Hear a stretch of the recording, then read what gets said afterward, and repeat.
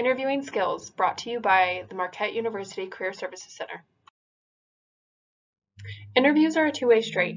They are both for the employers, but they are also for the interviewee. Employers are typically assessing if you can perform the job, how you will work with others, the effort you will put in, and how you will grow into the role or organization. In addition, the interview is also an important space for an interviewee to assess whether they think the role or organization is a good fit for them. A couple things to look for would include the responsibilities of the role, the organizational structure, alignment with your own values, and how you would build rapport with the various people in the organization or interview.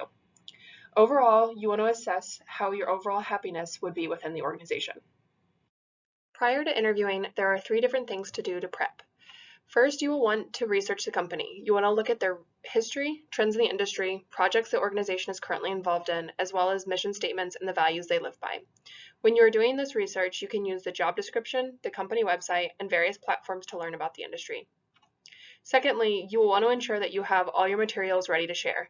We recommend bringing your resume and even your reference sheet to share. You typically want to bring enough copies of your resume so that everyone can have one.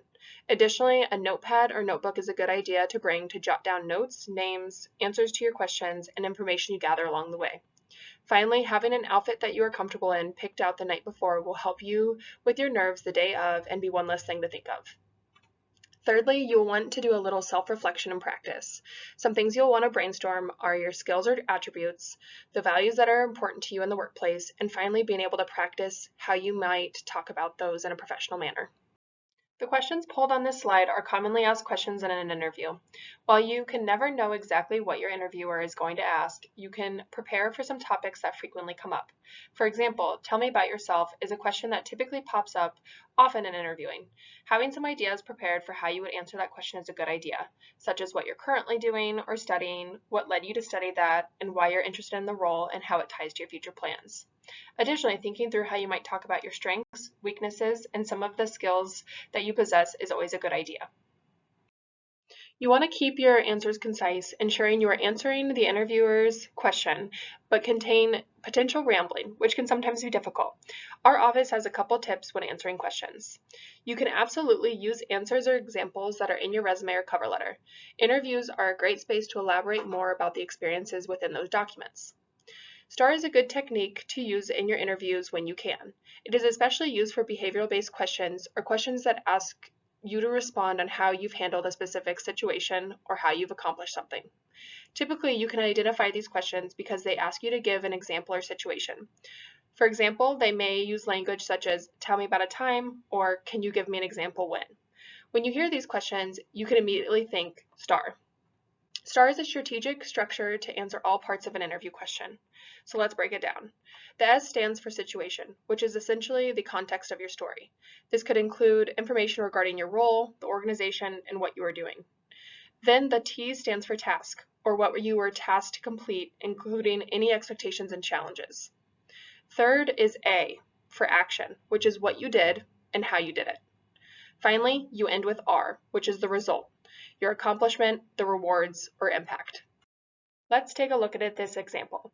So the very first thing is the question that they asked. Tell me about a time when you demonstrated initiative. Immediately, we can identify this as a behavioral-based question, letting us know that we need to answer using STAR. First, they talk about what they did and where they were with the situation. They were at the Writing Center at Marquette as a peer educator. Then they walk through what the tasks were, that students were struggling with a thesis statement. So then they go into the action, what they physically did to try to address this task. They worked using their teaching skills, their marketing skills, and put an infographic together that they were able to share across campus. Finally, we end with the result. Students expressed valuable takeaways, and they were able to share it with various departments, reaching even more students. In addition to preparing and practicing questions, STAR, and conducting research, you want to prepare some questions to ask your interviewers. Questions convey a genuine interest for a company and position, so it's important you prepare them. A lack of questions could show a lack of care or interest in their organization. Be sure to prepare around 10 to 15 questions so that when you have the time to ask, you're prepared. Asking questions allows you to get a more comprehensive idea if you want to work for the organization. Lastly, be sure to avoid generic questions because you will typically get generic answers. Instead, asking questions about the job and training, company culture, and professional development will give you more genuine responses and give you a better idea if you would enjoy being a part of it. This is a list of example questions you could ask to get a better sense of culture, job expectations, and so on. I would like to highlight the last question regarding a hiring timeline, as it is a great question to ask at the end of the interview, as it'll give you a better sense of when you can expect to hear back. The day of your interview, just remember, be yourself above all else. Being authentic will help you assess whether or not you want to be a part of an organization. Bring your resume, references, and a notepad. Wear business professional clothing, and be sure to arrive 10 to 15 minutes early and have a positive attitude.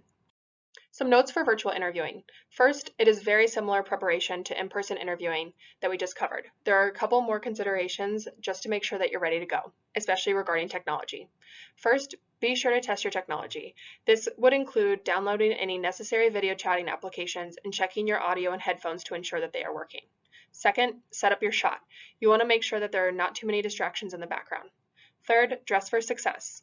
I know there can be a temptation to wear a nice top for the first half and PJs on the bottom, but we recommend dressing head to toe in what you would for an in-person interview. Studies show that your confidence is higher when you are dressed for success. Additionally, it minimizes any potential embarrassment if you would have to stand up. Finally, limit your distractions. Turn off your cell phone and any pings you might get on your laptop. If you have any animals, be sure to put them somewhere or leave them with someone that will limit the distractions during your interview.